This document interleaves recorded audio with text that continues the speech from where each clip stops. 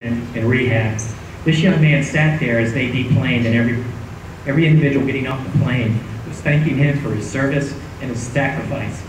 And that young man looked each of them in the eye, and he said, "It was nothing. I was proud to do it." We need to give veterans like that everything they need to make their lives full, and we need to stand with their family, whatever it takes, and I'm willing to do my part. Thank you. And our last question is about the health care bill that was passed months ago. A lot of controversy there still. So we hear frightening stories. That first of the year, we're going to face all these kinds of challenges and issues. And so the question is, if you're elected, would you try to change what's been passed? If so, how? And we'll begin with Ms. Olson. You know, the health care bill is really the reason I got into this race.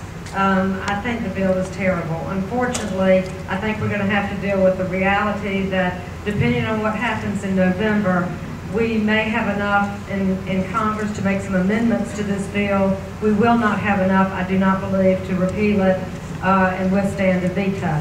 We're going to have to look at the ways that we can make amendments to this bill that will be helpful, such as leaving in, for example, it's a horrible bill in a number of ways. There are some good elements in it, such as the pre-existing condition, the extension of benefits for people's children up to 25.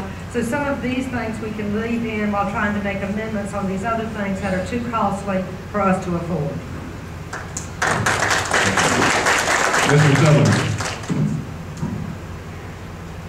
I know that Constitution, again, is a pesky little document that we try to ignore oftentimes, but I believe that the health care bill that's currently passed violates that Constitution. Our federal government has no ability, according to that Constitution, to mandate that you and I purchase anything from a private company or anyone else. So I believe that we just can't say we're going to repeal the bill, but we also have to provide solutions. If you really want to drive down health costs, you're going to look at some tort reform, because doctors in this country right now are practicing defensive medicine. They're making you have 2 tests to make sure that they diagnose the problem, and another 3 or 4 to make sure that they're protected when they go into a court of law. We have to inject some free market principles, competition, where you are not just getting a price from Blue Cross Blue Shield, but that you have 5 companies bidding for your business. That is a free market principle. And I believe that if we do that, and we transport our insurance over state lines and create competition, bring down defensive medicine that is being practiced, I believe our health care costs will be reduced greatly, as will the quality of health care. Thank you. Mr. Joe, your thoughts on the health care situation? Totally support repeal of this bill. It's the Bachmann bill, and I intend to sign on it as soon as I take my oath on the 3rd. But this is the death of federalism if this is allowed to continue. Article 1, Section 8, they can regulate commerce. Now they're saying, no, it's a tax issue. This is a power grab.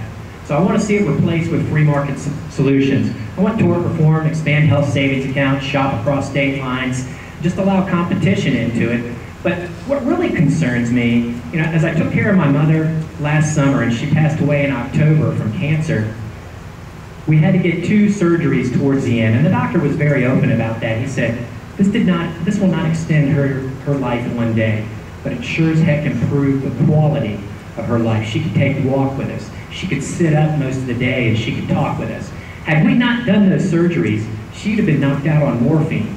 And then that would have been a painful way to say goodbye to your mother. So Dr. Berwick is now head of all these, Medicare, Medicaid. It's not a question of when we allocate medical care, but how well we do it, and it's not right in America.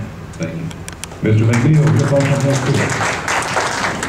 Yeah, we've got to completely revamp health care. For one, I would vote to not fund it first, and under the administration's plan right now, I would vote not to fund it, and then vote for repealing.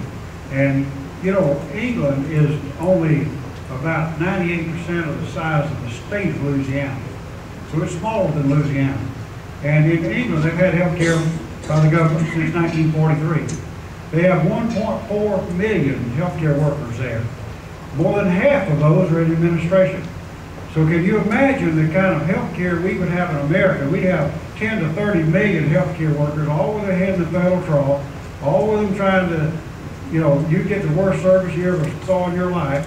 And we've got to revamp healthcare and get rid of being able to sue lawyers, for lawyers to sue doctors and healthcare facilities, unless it's just the worst possible scenarios that are happening. It can't just be standard operating procedures that you sue every doctor that works on it. Thank you. That concludes your questions. Time now for closing comments. You have 30 seconds. We'll begin at the other side of the table. Mr. Sullivan.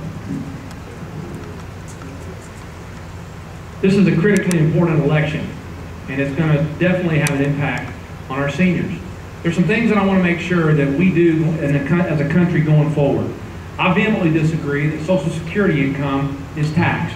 I think it's already been taxed, and we need to make sure that our seniors are not double taxed for income that they've already earned. Secondly, in our district, I believe that we need to work hard to get a VA hospital. We have an unbelievable amount of veterans that are retired here, and I believe that that needs to go in District 2. Secondly, as far as that's concerned with medicines, is we've got to improve the drug delivery to our veterans through our clinics. I hear from veterans all over this district the difficulties. Is that red?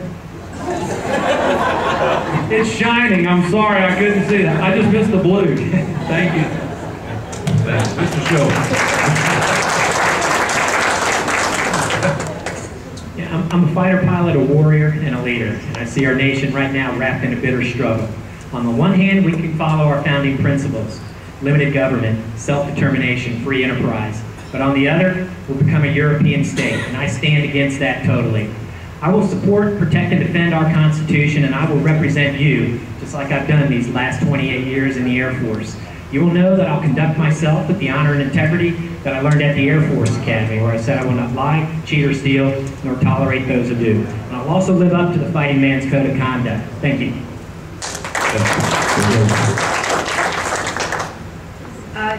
This is going to be short, I know, but yesterday was the 90th anniversary of the right to vote for women. I think that's interesting, and I think we need to think about that at this time. What's happening in Washington is the gridlock, the political partisan, and the bickering. It needs to stop. I'm not one of the good old boys, not going to be one of the good old boys, and I'm going to fight for you. Go to my website at barbaraforcongress.com. Call me or email me, because 30 seconds is really too short to tell you what I have to say. Thank you for having me. Well, I've condensed everything. I've got a book called Have We Lost Our Minds? It's got a bunch of chapters in it and a bunch of subjects. You go to my website, McNeil for Congress, and there's about a dozen or so video clips on me on every kind of subject you can think about.